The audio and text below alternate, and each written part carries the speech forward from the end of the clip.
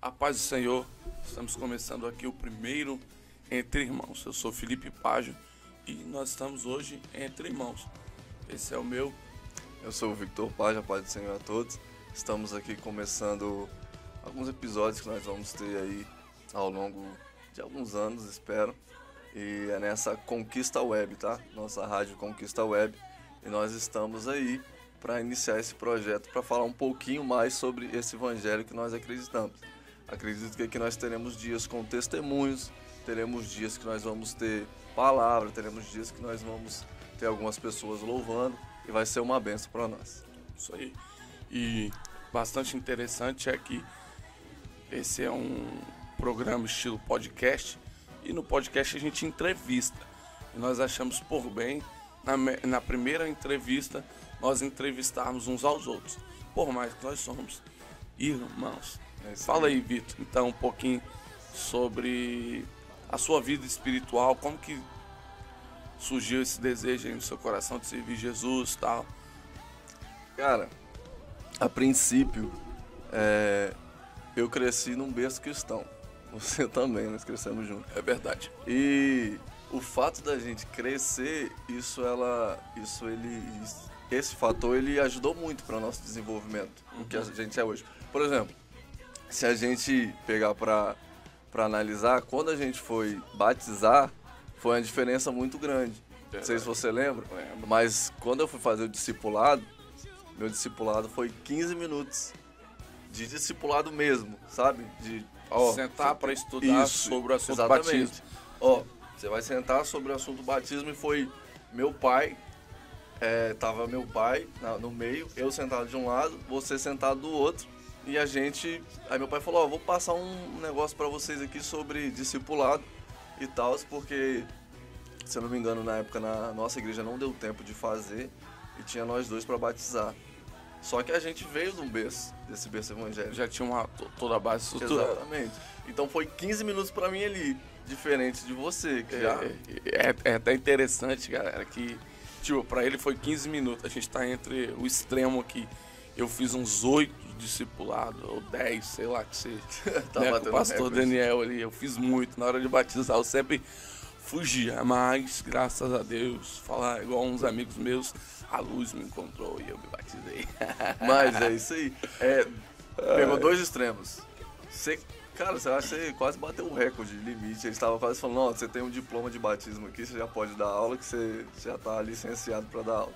E eu fui 15 O minutos. recorde de não ter muita aula. Eu, tipo, muito e você Exatamente. bem pouco. Mas nós se batizamos e tá dando certo, né? Mas isso firme e forte. que entra muito, que eu acredito que foi essencial para eu me tornar, para crescer e desenvolver de maneira espiritual, que o fato de eu ter crescido num lar cristão já me discipulou. Sempre um pai que dirigia uma igreja, que tinha uma responsabilidade ministerial muito grande, e meu pai sempre prezou por essa questão de, olha, eu tenho que ser o sacerdote da minha família, eu preciso instruir o meu filho, instruir a minha família no caminho correto a se andar. Então ele sempre pegava no pé e, querendo ou não, estava sempre sendo discipulado.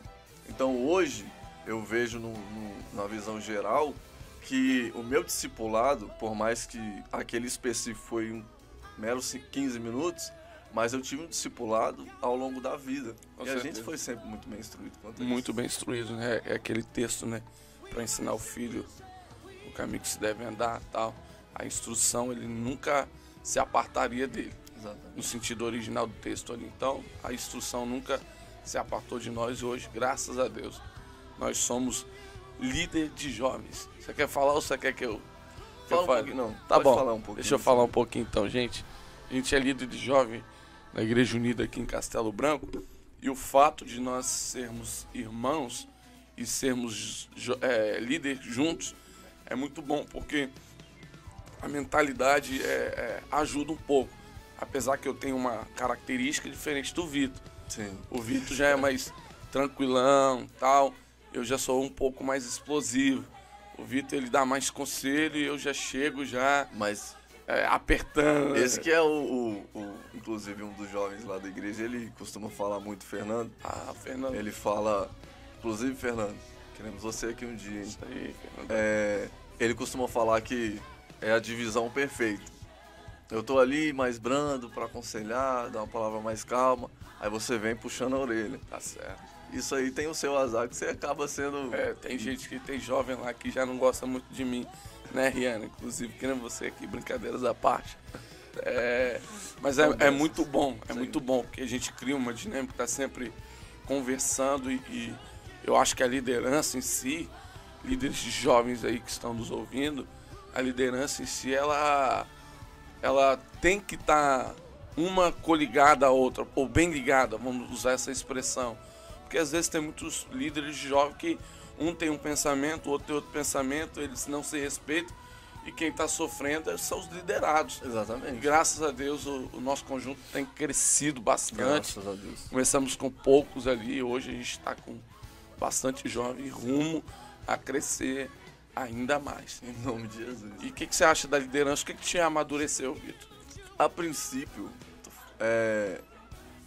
lembra quando eu aceitei? Porque a nossa igreja, nós praticamente nós reinauguramos aquela igreja, né? Começamos do zero ali, era a nossa família, e tinha uns irmãos ou outros pingados, mas eram poucas pessoas. Menos de 10 pessoas. Aí teve uma liderança antes de mim, só que chegou o tempo, né? Ciclos terminam. Acontece. Aí chegou uma parte que eles falaram, olha, a gente tá precisando de um líder de jovens. Aí começaram a jogar pra mim, eu falei, não quero não. Não, isso daí não é pra mim não, isso daí não vai dar certo e tudo mais. E tinha mais adolescentes na época, mais adolescentes do que jovem. A gente sempre teve que unir também pra poder dar a quantidade certa de pessoas. E eu só aceitei quando você falou, não, pega lá, assume essa responsabilidade que eu vou com você. Aí a gente se ajuda, só que eu vou ficar um pouquinho mais, porque pela questão ministerial, que você costuma pregar muito e tal, sai muito pra pregar. Aí eu falei, não, beleza, tô aqui entre irmãos, né? Falei, acho que vai dar mais certo, porque a gente tem uma cabeça, a nossa cabeça funciona muito bem junto. E aos poucos, essa responsabilidade, ela foi crescendo, porque quando eu tomei a liderança, eu não tinha ideia da responsabilidade que eu tava pegando. Aí aos poucos parece que vai cair na ficha que você fala, cara, eu tô sendo líder de vidas, eu tô liderando vidas. Então eu sou uma pessoa que estou influenciando alguém, eu tenho que ensinar alguém, eu tenho que instruir alguém. Isso é uma responsabilidade muito grande, entende? Acho que você teve não sei se você teve o mesmo baque quando você, rapaz, eu tô liderando. Não, com certeza. E detalhe, todos os nossos jovens hoje, nós tomamos conta lá, cuidamos, pela bênção que o Senhor nos deu aí, são todos membros, né? Todos batizados, são todos membros do corpo de Cristo. É uma responsabilidade imensa, imensa, imensa. Detalhe, né? A gente é líder e geralmente a liderança ela tende a ensinar e nós ensinamos bastante, né? Tanto que se é professor deles, eu já passei essa parte. Hoje estou dando aula para os adultos. Porém, Migrou. mesmo assim, nós aprendemos muito com eles. Sim. Nós estamos para ensinar, mas nós também aprendemos, entendeu?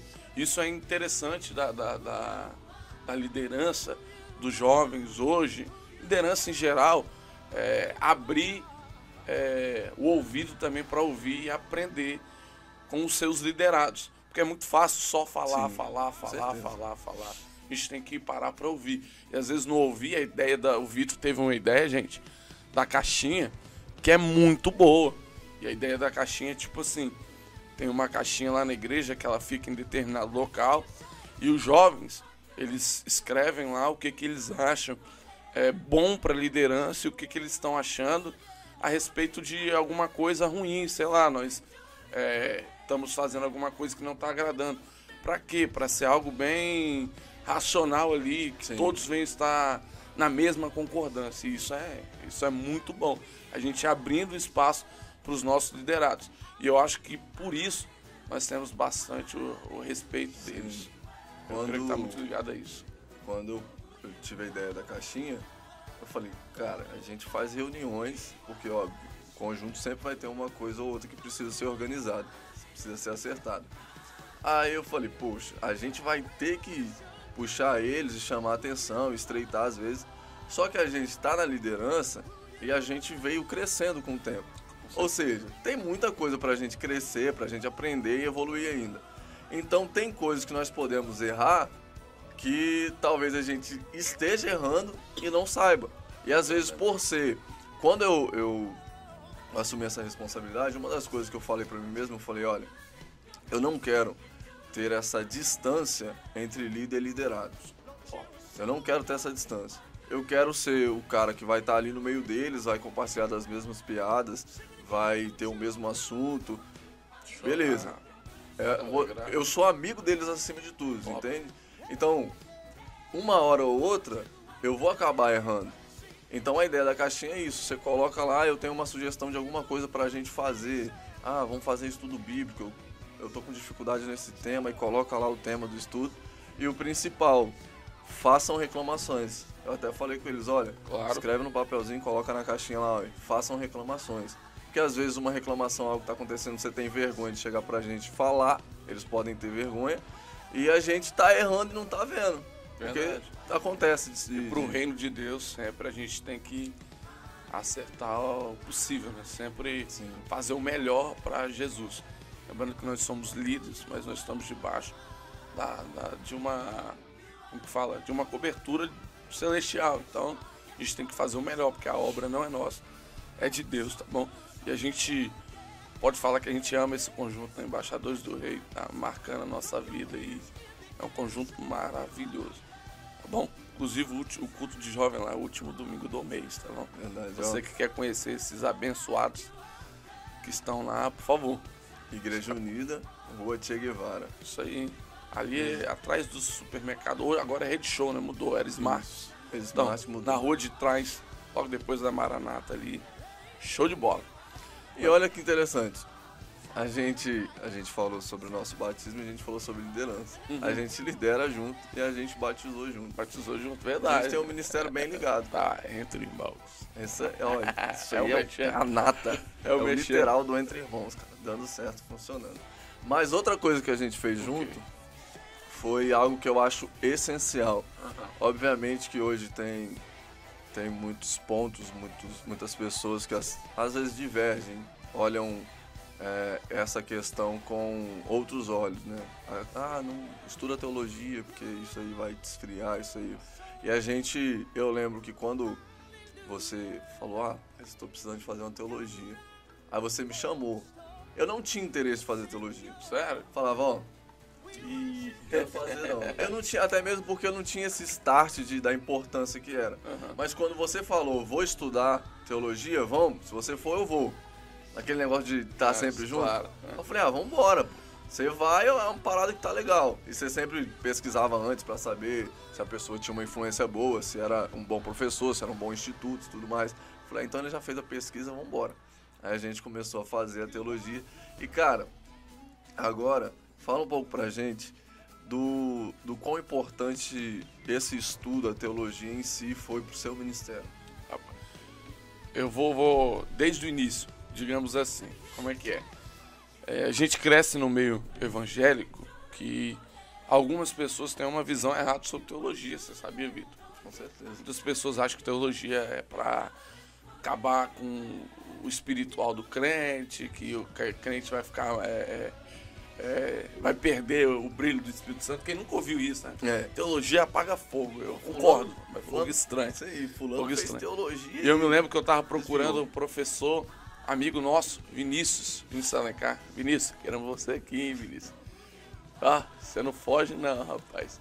Vinícius, que é um amigão nosso, falou assim, Felipe, eu tenho um conhecido. Chegamos lá no bairro Universal Viana, acho que é isso, né? E encontramos o professor lá, Leonardo Andrade. Leonardo, queremos vocês aqui, hein? Você aqui, né? Leonardo é um amigão nosso hoje, né? A teologia fez amigos. Isso, e me trouxe um amadurecimento incrível em questão de mensagem. Eu que rodo bastante pregando aí, me amadureceu de uma forma que hoje eu sei interpretar um texto de uma maneira que eu não sabia interpretar o texto antigamente. A gente acaba aprendendo que um texto ele tem início, meio, fim, é como se fosse uma redação. Sim. Uma mensagem ela tem uma introdução, tem a parte da aplicação, etc. Então a teologia abriu a minha visão espiritual de uma forma gigantesca. E hoje eu posso falar para você, Vitor, que eu estou bem, mas bem maduro, entendeu? A teologia, ela me ajudou bastante. E teologia eu posso dizer para quem está nos acompanhando que é Bíblia. Teologia é Bíblia, é aprender sobre a palavra de Deus. Claro que quando a gente fala aprender sobre Deus, Deus não se explica. Porém, é aquilo que Ele se revelou para nós através da palavra sagrada, que é a Bíblia, né? Que é a única nossa regra de fé e prática. Inclusive isso está na escola dominical esse trimestre aí. Nós estamos aprendendo, certo? Então, eu posso dizer que abriu a minha visão espiritual de uma maneira tão grande. E eu acho que o crente, quando ele faz teologia, ele amadurece mais. E eu posso dizer que eu amadureci. E eu louvo a Deus pelos ensinos que eu tenho aprendido. E para você, o que você acha aí que a teologia serviu? Cara, a teologia para mim foi a ampliação de um horizonte absurdo. Até mesmo porque a gente, logo como crescemos nesse berço evangélico, nós sempre ouvimos de muito assunto. A gente sempre divergência de, o irmão tem uma interpretação assim, mas o outro pensa dessa forma e tudo mais. E o fato da teologia ser mal vista, a gente já viu muito isso acontecer, de pessoas falarem mal. Eu gosto de uma frase que é até um pouco... muita gente conhece muito porque a gente está nesse meio, mas quem é de fora acredito que não conhece muito. Mas é que a teologia ela não esfria, ela apaga o fogo estranho. Isso é verdade, porque a partir da instrução você começa a agir com maior raciocínio. Verdade. Então tem situações que você já para e fala, opa, peraí, isso aqui está errado. A maneira que a Bíblia nos ensina é desse jeito. Então, obviamente, você que está procurando fazer uma teologia, você tem esse desejo no seu coração, você que está nos acompanhando aí, faça, mas pesquise antes as fontes, pesquise referências, se é um bom lugar, se é um bom instituto, se é um bom professor, porque assim como tem bons professores dando aulas, ensinando, instruindo sobre a Bíblia, vai ter também, obviamente, lugares deturpando essa palavra, né? Verdade. Então a gente tem que ter esse start de consciência também, que a teologia é boa, mas quando ela é bem ensinada, de forma cristocêntrica.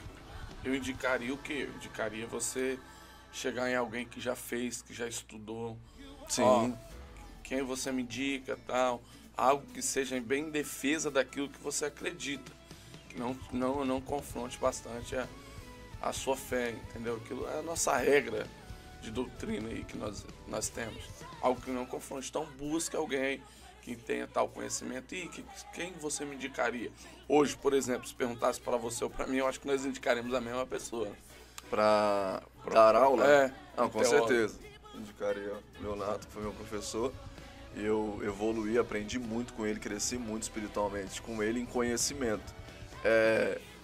E o que eu achei mais incrível nas aulas que ele me dava, que uma vez eu estava precisando, eu ia fazer o Enem, aí eu falei, rapaz, isso é boa, cara. Eu preciso estudar, rapaz. Eu preciso estudar, principalmente redação, né? Que redação é a parte vital do Enem. Aí eu naquela de preciso estudar, o Léo chegou pra mim e ele falou, não, vou te ajudar. Ele me ajudou em algumas coisas, em questão de palavra diferenciada, estruturação.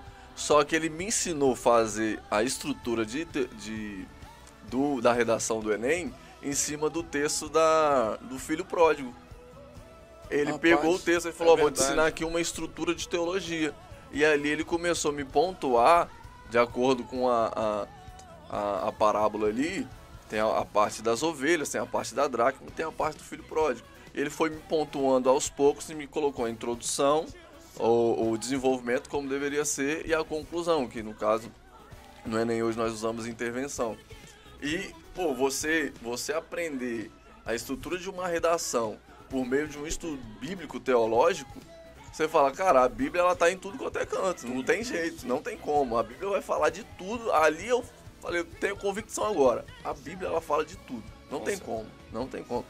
Isso foi incrível. Então hoje, se eu tivesse que indicar alguém, com certeza eu indicaria ele, óbvio. Temos vários nomes aí de pessoas que são excelentes professores, excelentes instrutores, que acredito que ao longo do programa aqui também nós vamos trazer alguns para referência. Que vão edificar bastante, eu creio que eles vão. Inclusive com o Leonardo nós fizemos hebraico.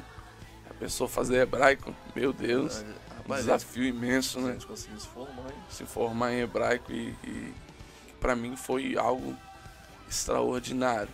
Hoje a gente pode hoje a gente pode pegar um texto bíblico aí e pegar nas línguas originais, para quem não sabe, para título de informação, a Bíblia é escrita em 3 línguas principais. A Bíblia é escrita em hebraico, ela tem algumas citações em aramaico e o Novo Testamento em grego. Isso. Então é pegar o original da onde veio a língua e discernir é muito bom. Você pega a fundo o que o texto quer passar e às vezes nós adquirimos riqueza. Para mim foi um dos ensinos, foram aproximadamente, não lembro o tempo, 1 ano e 8 meses, 2 anos, acho que até passou de 2 anos, né? Sim. Entendeu? Que a gente aprendeu muita coisa ali no hebraico. O hebraico, acho que para mim ele foi um ponto muito bom. Acho que se a teologia abriu o horizonte, o hebraico ele expandiu a um nível muito bom mesmo. Para mim é um ensino que eu gostei demais. O que você acha? Eu lembro que no começo, a primeira aula, rapaz, primeira aula pra você soltar ali, parecia que você tava falando um trava-língua. Trava-língua. Nossa, eu tô um trava-língua, não consigo. E eu lembro que quando eu perguntei uma questão pro professor, falei, professor, como é que a pronúncia certa para espírito que tá ali em Gênesis? Aí eu falei até com ele, é Ruach que tá? Eu li, é Ruach. Aí ele citou os primeiros versículos, Bereshit bara Elohim, ele começou a desembolar, e ele começou, e a minha cabeça bugou, que eu falei, rapaz, e eu não consegui, eu falei, meu Deus, o que esse homem tá falando? Eu falei, ele vai explodir aqui, é um árabe, vai explodir aqui, meu Deus, o que tá acontecendo? Vai jogar bomba, né, gente? Aí ele falando... Aos amigos árabes. Desculpa aí a galera árabe. Gente boa, tá? Mas, brincadeiras à parte, rapaz, aí eu falei, cara, isso deu um nó na minha cabeça e não sei porquê, mas um nó na minha cabeça. Foi o nosso primeiro contato com aquela língua. Falei que era eu lembro quando nós fomos falar as primeiras palavras, tava até o Fernando lá, ele foi falar Varetz, né? Varhaaretz. Varhaaretz, que era um termo lá, ele falou Varetz. E a gente começou a rir e não parava de rir, porque aquela língua era tão nova e tava muito engraçado, embola demais. Entendeu? No início foi um pouquinho complicado, mas eu lembro que na primeira aula a gente já tava lendo o alfabeto, né? Sim. A gente já sabia, tinha uma musiquinha. Você lembra da musiquinha? Sim, Aleph, Bet, Gimel, Dalet, Aleph, Bet, e vai embora. Tudo, o alfabeto grego a gente aprendeu por uma musiquinha que o professor... Então a didática foi muito boa também. Quando a gente começou a ter as aulas também, rapaz, eu tô montando uma mensagem. Eu não pegava mensagem nem, olha, esse texto é legal. Eu pegava uma palavra que eu conseguia tirar uma aplicação boa. Eu nem nem era encaixar essa aplicação na mensagem. Eu encaixava a mensagem na aplicação. Que eu montava em cima daqui, porque eu queria usar o hebraico. Claro. Não, o tempo todo. Eu falei, não, tem que citar, porque você começa, aquilo te deixa maravilhado, cara. E parece que expande a sua mente. Você quer expor isso pra todo mundo. Fala, não, as pessoas precisam saber, cara, isso é maravilhoso. Não, isso aqui é magnífico. Eu me lembro de uma das aplicações que na época eu fiquei maravilhado. A palavra céus ali é Hashamai. É isso mesmo, se eu não me engano, é Hashamai. E céus, né? E dentro da palavra Hashamai tem a palavra Maim. Hashamai, entendeu? Que é águas, que significa águas de lá, dando um direcionamento que no céu tem água. Aí quando a gente vai pegar alguns textos bíblicos, Apocalipse vai dizer que é um rio debaixo do trono de Deus ali, né, que procede. Entendeu? É como se a origem desse rio viesse do Cristo. A gente pega a mulher samaritana, por exemplo, e ele vai falar o quê? ele vai falar para a mulher samaritana que se ela beber da água, Sim. que no texto ele apresenta como ele mesmo, ela nunca teria sede, mas que ela saltaria essa água, que uma fonte que geraria dentro da gente, saltaria para a vida eterna. Sim. Por quê? Porque a raiz dessa água, que é o próprio Cristo, ele vai falar: quem tem sede, vem a mim e beba. Essa vem do céu. Então, por isso que nós que temos Cristo dentro de nós, nós temos o desejo de céu, nós temos o desejo de estar com Ele, porque a origem desta água chamada Jesus Cristo vem do céu. Isso é um dos nossos aprendizados ali que eu particularmente, logo quando nós recebemos essas informações ali naquele curso, ali eu falei assim: meu Deus, eu já queria pregar para todo mundo aquele hebraico ali, não, porque é algo muito empolgante. Façam hebraico, tá bom, gente? Isso é tão verdade. Vou até beber uma água aqui em comemoração. A água, né? Tá certo. Mas é legal. Rapaz, e é interessante que, não sei se você lembra, mas a palavra, ela só tem no modo plural, ela não tem, tipo, céu. Só existe céus. Não tem no hebraico céu, é só céus. Só céus. Porque os judeus acreditam em 7 céus, mas nós acreditamos em 3, conforme Paulo fala. Porque conheço um homem, não sei nesse corpo, ele subiu até o 3º céu. Então, isso abrange muito, de uma maneira muito grande. Isso é o estudo do original. E a gente queria usar muito esse hebraico. Falou: não, no começo eu preciso colocar aquilo ali. A gente, de qualquer forma, queria falar. Só que, se fazer um comparativo, quando a gente queria falar de qualquer forma disso, eu fico fazendo um comparativo logo quando eu comecei a ter que falar para as pessoas. Tipo, tenho que falar para Jesus. Rapaz, ele travava. Eu lembro que a gente começou fazendo evangelismo. Eu comecei a fazer evangelismo no hospital, depois você veio junto, a gente começou a migrar para evangelismo nas madrugadas. E eu lembro que aquilo era... A gente travava um pouco, ficava com dificuldade, cara. Quando subia em cima do altar ali, né? Literalmente as pernas tremiam. Não, tremia demais, cara. Tremia demais. E eu lembro que quando eu ia fazer evangelismo no hospital, a gente ia todo sábado, aí eu falava pro meu pai bem assim: pai, eu preciso de um texto que o senhor acha legal para evangelismo. Aí meu pai pegava um texto, eu lembro que teve um que é, se não me engano, Provérbios 35, que fala: toda a palavra de Deus é pura, escudo para os que nele confiam. Aí ele falou para mim bem assim, eu falei: me explica esse texto aí para mim poder falar no hospital e tal. Aí ele falou: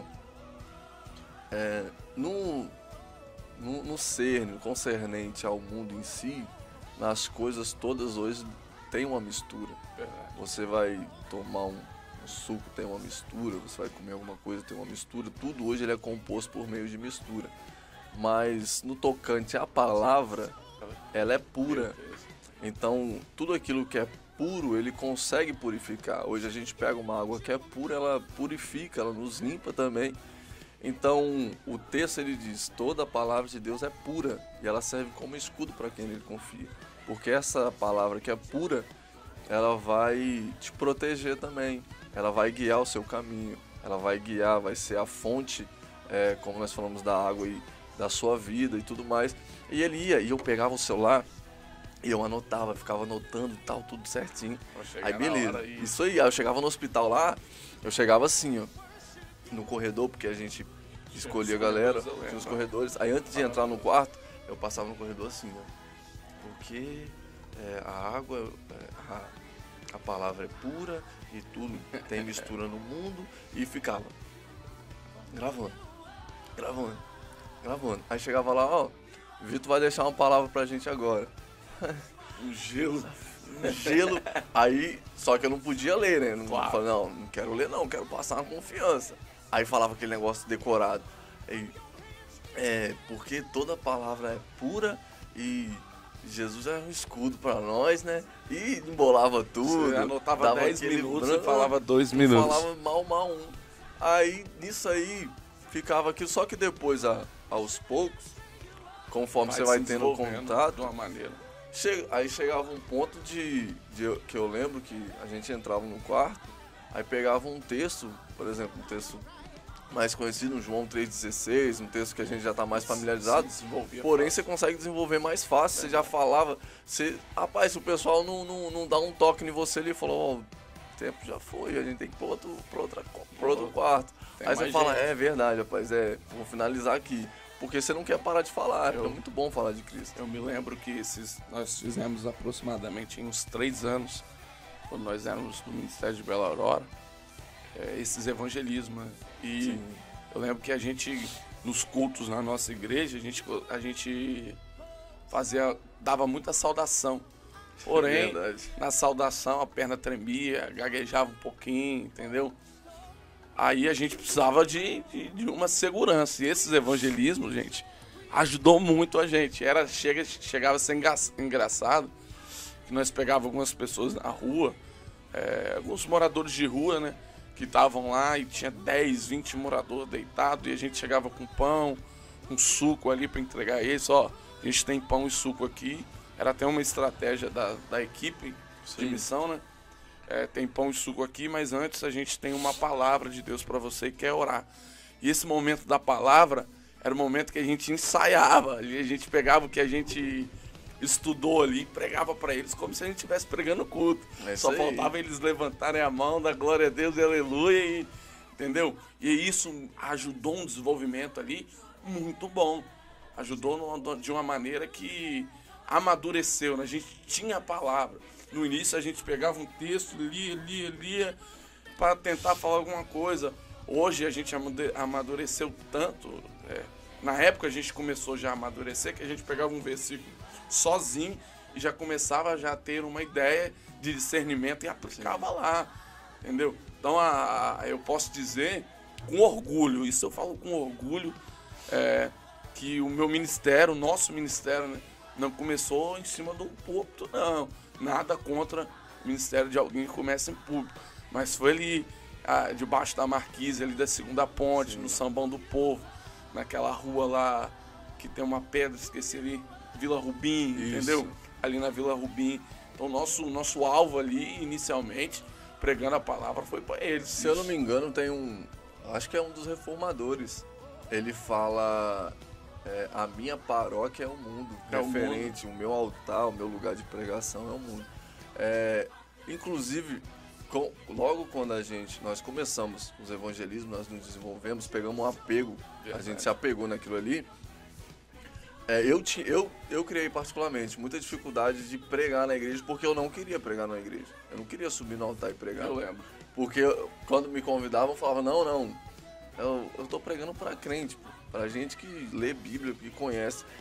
Você acha que tem alguma coisa que vai sair de mim, que vai alimentar eles, que vai ensinar eles? Os caras já sabem, eu tô começando agora e eu vou passar uma instrução, passar algum conhecimento bíblico, alguma mensagem pra eles, sendo que deve ser o contrário, eles que devem ter mensagem pra passar pra mim. Eu não devo ter nada que eu sei e tal.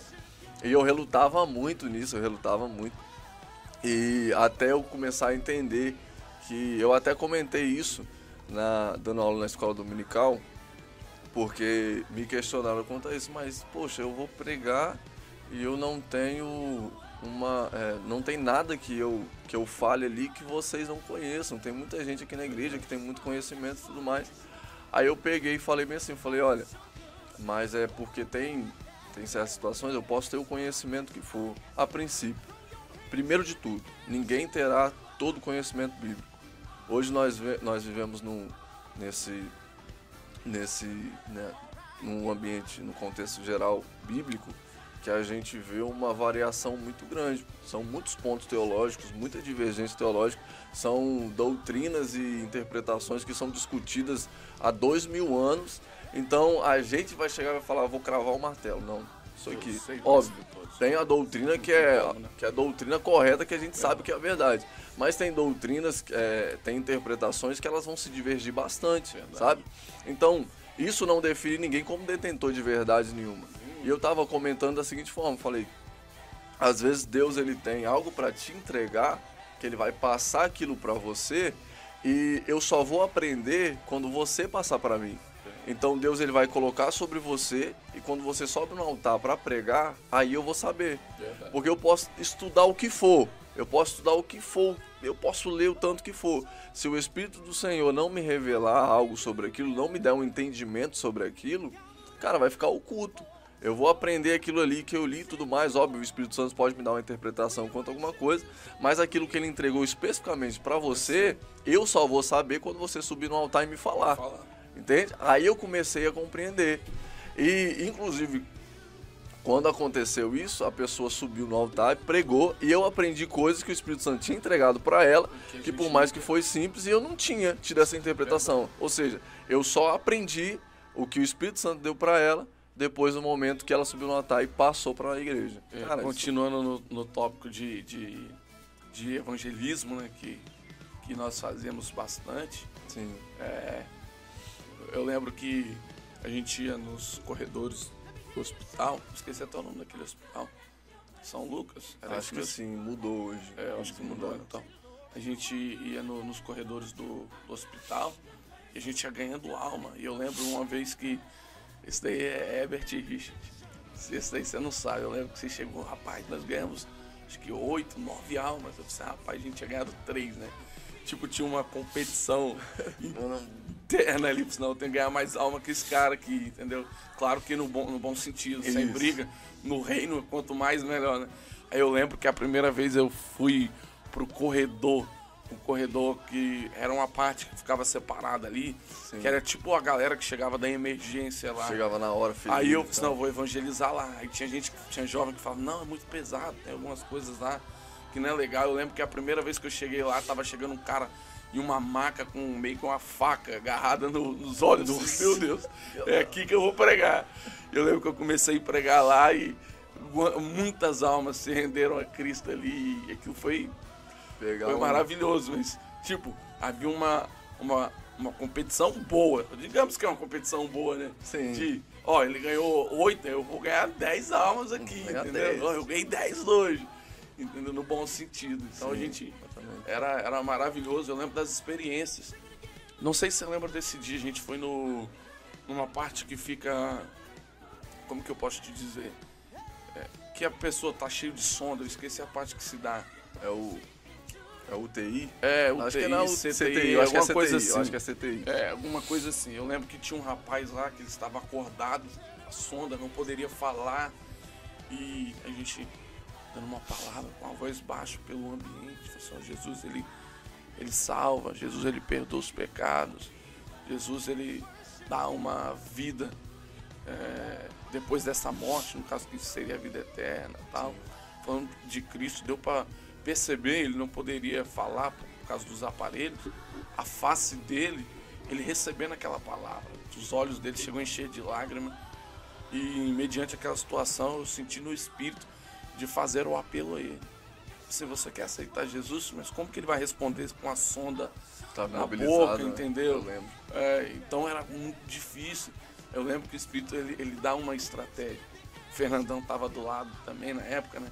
E pessoal, se você quiser aceitar Jesus, você levanta o dedo assim, faz assim, duas vezes.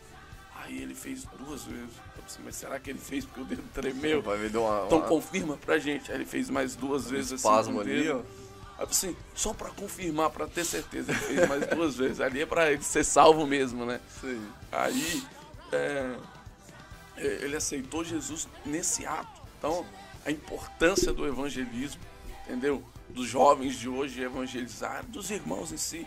Acho que nós temos tanto como fazer evangelismo hoje. Tem evangelismo nas madrugadas, tem evangelismo em boca de fumo, tem evangelismo em hospital, tem evangelismo na rua da tua casa. Então façam evangelismo, porque evangelismo é o reino de Deus. Acho que nós fomos chamados para evangelizar. É verdade. E isso me chama bastante atenção.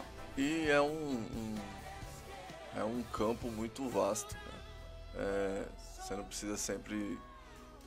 ninguém me coloca para pregar, ninguém me dá uma oportunidade. Às vezes a gente tem um desejo muito grande e Deus está aí colocando vários e vários lugares, várias e várias pessoas. Verdade. Eu gosto muito daquela daquela frase que a gente usava bastante, principalmente em culto de missões. Qual? Aonde tem um coração sem Deus, ali tem um campo missionário. Verdade. Então, às vezes, não, mas eu quero uma Glória a oportunidade de ir para tal lugar, de ir para tal ponto, de fazer isso, de fazer aquilo, mas ninguém me dá uma chance.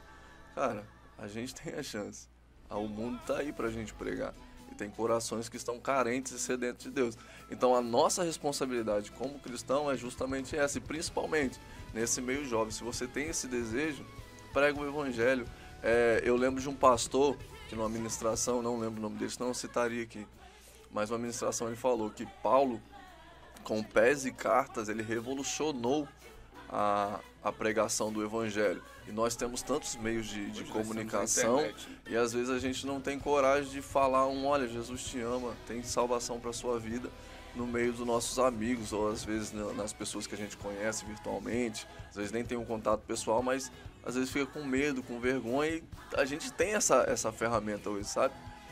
Então a gente tem muita chance de pregar, de anunciar, só basta a gente ter coragem para isso, começar a se disponibilizar a fazer conforme o reino, porque é tudo pro reino, tudo por ele, para ele, são todas as coisas. Quer pregar? Glória a Deus. Para quem quer pregar, é isso aí. Para quem quer pregar, tem um campo missionário inteiro aí, tá bom? Faça missões, tá bom? Rapaz, eu lembrei de um negócio aqui. Sim. Falando sobre evangelismo e tudo mais, essas coisas. Eu lembro na primeira vez que eles te deram oportunidade para pregar. Meu Deus. Você lembra? Que aí você até fez mas os evangelismos ajudavam bastante nisso aí. O fato de você já estar ali praticando, já estar tendo esse contato, digamos que com o público. Porque tem aquele nervosismo, você fala, meu Deus, vou gaguejar, vai dar um branco, vou esquecer tudo, e o que eu faço? Meu Deus, não sei o que eu vou fazer. Aí eu lembro que você fez fala pra gente, é melhor você falar, que você conta melhor. Você fez um voto com Deus que se saísse de uma forma, você manteria o ministério. Nós tínhamos um líder de jovem, Felipe Amaral, inclusive é um dos meus maiores amigos até hoje. Né? Eu chamo ele de meu líder até hoje. Acho que aprendi demais. Hoje a gente nós somos bons líderes, porque nós aprendemos bastante valores com ele. E eu lembro que ele me fez um convite, né, na brincadeira, você lembra? Sim. Assim, Felipe, você vai pregar. Eu cheguei em casa, acho que era tipo de sábado para domingo, alguma coisa assim. Era numa consagração. Era uma consagração de manhã cedo, isso. Felipe, amanhã você vai pregar. E eu fui para casa, eu nunca tinha pregado, mas eu tinha colocado no meu coração que eu nunca ia rejeitar uma oportunidade, certo?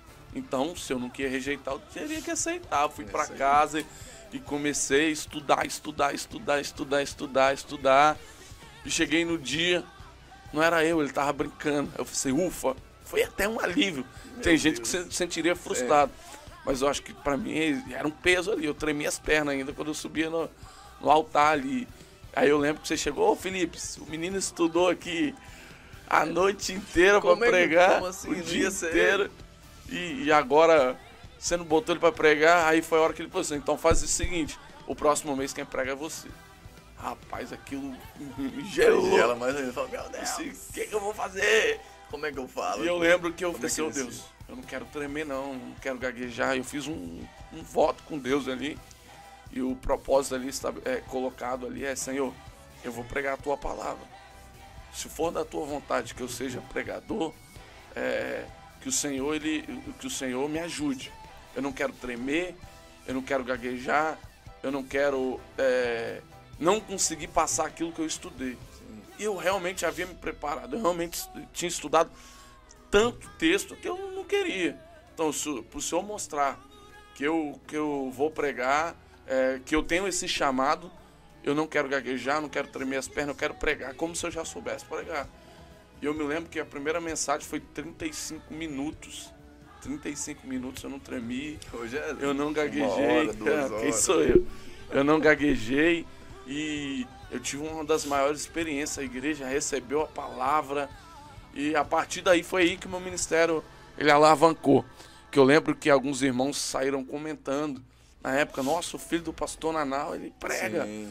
Aí foi comentando, né, a galera do campo ali, que nós fazemos parte daquela igreja, foi convidando. E eu lembro que eu rodei todas as igrejas do Ministério de Bela Aurora, pregando, né? Por uma oportunidade que me foi dada. Sim. Mas eu fiz um voto com Deus que eu não queria tremer nem gaguejar. Quando Deus me capacitou para aquele momento, ali eu pude compreender que esse era o meu chamado. E hoje eu amo pregar. Eu sou fominha, você sabe que eu sou fominha. Você que está nos acompanhando aí, se você está começando a pregar e você dá uma travada, dá uma gaguejada, calma, continua. No caso dele, foi um voto específico que ele fez com Deus. Bem específico. Mas continua, porque Deus vai detalhe, te usar. deixa eu falar. Muita gente de oração. Na segunda vez eu tremi e gaguejei. Aí, não, mas o seu voto era na primeira. Era só na primeira. Deus, ó, cumpri com a minha parte aqui agora, meu amigo. Faz parte. E você, Tim, fala aí, você prega? Eu prego até hoje. Quando eu comecei, olha, foi bem complicado, porque tem aquela questão, eu fugia muito, né? Eu tive algumas experiências no hospital e tal, então pra mim era aquilo ali, eu tinha que viver, então eu fugia muito. E eu lembro uma vez que a irmã Genilda, que era da liderança na época lá da sede, isso, ela me convidou, ela falou, olha, prega lá na igreja e tal. Aí eu fugi, eu falei, não, meu Deus, nunca preguei não vou não. Minto, eu já tinha pregado uma vez lá no COEP, que a minha instrutora descobriu que meu pai era pastor. Então quando ela descobriu, ela falou, não, filho de pastor é pastor, automaticamente na cabeça dela tava assim. Uhum. Aí eu mais li um textinho, dei uma reflexão, era sobre tempo, você guardar um tempo para Deus, um Eclesiastes 3 ali, né? Uhum. Então dessa forma, foi só dessa vez e passou muito tempo, mas agora pregar pra igreja em si eu nunca tinha pregado. Então eu falei, não, nunca fiz isso e tal. Aí beleza, aí ela falou, ó, então beleza, dessa vez eu vou deixar passar, porém na próxima oportunidade você esteja preparado, você não vai fugir não. Eu falei, beleza, já imaginando, não vai ter próxima oportunidade, pô, um monte de gente aí não vai esquecer de mim. Aí eu lembro um dia que eu tava lá, tendo um ensaio com o pessoal, aí ela tava querendo seu número, pra te chamar pra pregar lá, que você já tava pregando há muito tempo, você já tava rodando os lugares pregando. Aí ela pegou e ligou pra uma das pessoas que tava lá e falou bem assim, você tem um contato do Felipe Page, filho do pastor Anal e tal? Aí falou, falou, tenho, vou te passar. Não, mas peraí, o irmão dele tá aqui. Eu acho que eles na verdade, eu acho que eles não tinham seu contato e eu tava lá. Aí o irmão dele tá aqui, o irmão dele te passa. Aí eu peguei e falei, beleza, falei, ei, Pai do Senhor. Aí ela, aqui, irmã Genilda e tal. Aí ela ia falar, me passa o contato do Felipe, só que ela lembrou. Aí ela, peraí, lembra aquela vez que eu tinha te chamado, você fugiu? Já tinha passado nisso aí, eu acho que uns 3 meses. Aí ela falou assim, agora você não foge não, tá? Você não vai me escapar não. Aí ela pegou, eu falei, eu fiz um compromisso com ela, então beleza, não vou escapar não. Aí eu preguei lá, graças a Deus, foi tudo bem, isso aí foi o início. Hoje, até hoje, graças a Deus, a gente se desenvolve melhor. É uma grande responsabilidade que, graças a Deus, eu abracei, cara. Então tá, a agenda tá aberta. Vamos usar esse tempo. Então passa seu número aí, fala aí seu número pra quem meu número quiser entrar em contato. 27, que é o DDD, né? 99938-8290 é o meu contato. Aproveita e já fala o seu, né, filho? Amém. Eu desejo, eu sou fominha, tá? Quem me chamar, ele dá fominha. tempo pra pregar. Pode chamar pra Amém? vigília, consegue. Vamos lá, anota aí. DDD 27, né? 997 36 3950. Me chama lá no zap lá, que a gente pode atender vocês com total carinho e atenção, tá bom? Gente, deixa eu falar um negócio aqui muito interessante para que o Entre Irmãos Podcast vai estar assim nas nossas redes sociais. Irmãos Podcast. Que o Entre Irmãos aí, ele prossiga. E o que é necessário? Você curtir o vídeo. O que é necessário? Você compartilhar, você mandar. Crente gosta de mandar nos grupos, né? Então manda lá no grupo da igreja, no grupo da família. Tem um pastor amigo meu, pastor Zé Carlos. Pastor Zé Carlos, queremos você aqui. Pastor Zé Carlos, se ele tiver em 5 grupos, ele manda mensagem nos 5 grupos e no privado. Então, pastor, compartilha nos 5 grupos e no privado de cada um aí. Não dá mole não, tá bom? Então, galera, a gente convida vocês a compartilhar mesmo. Indica, tem um podcast aí diferente na Conquista Web ali, que também é rádio todos os dias a partir das 15 às 16 horas. Vai estar ao vivo, entendeu? Sim. E os vídeos, né, no YouTube completo e os cortes no Facebook. E anunciações ali no Instagram. Galera, a gente agradece aí. Nós estamos aqui entre irmãos. A gente agradece aí. Por favor, compartilha. Por favor, ajude-nos nesse projeto maravilhoso. E esse é o nosso contato com vocês. Espero que possamos perpetuar por um longo tempo. Dar continuidade, né, por um longo tempo aí, abençoando a vida de vocês, abençoando também as nossas vidas, porque é um prazer enorme estar aqui e, como eu já disse, falando sobre esse evangelho que nós tanto cremos. E que possamos continuar nessa caminhada aí. Vamos fazer uma oração para abençoar esse povo? Bora? Senhor Deus Pai, nós estamos aqui nesse programa e eu quero abençoar a vida dessas pessoas que estão nos ouvindo, que estão nos vendo aqui neste momento. Senhor, que o Senhor possa acalmar o coração de cada um, arrancar a ansiedade, em nome de desejos Jesus. Que essas pessoas aí estão passando as provas, as lutas, as dificuldades. Sim. Eu creio num Deus que é um Deus de resposta. Glória a Deus. Nós te agradecemos por cada um que está nos abençoando hoje aqui. Nós te agradecemos em nome de Jesus. Amém. Amém. Show? Acabou.